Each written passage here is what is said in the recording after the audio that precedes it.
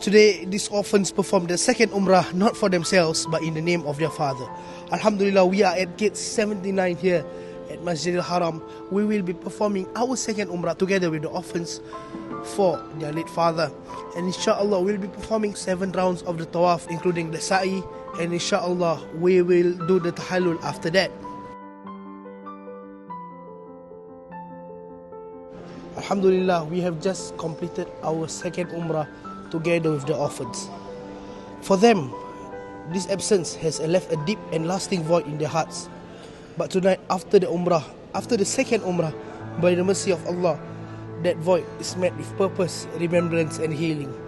Inshallah, tomorrow we will be visiting a museum regarding the history of the Prophet ﷺ, together with the Yemeni orphans and some of the girl orphans from Jordan.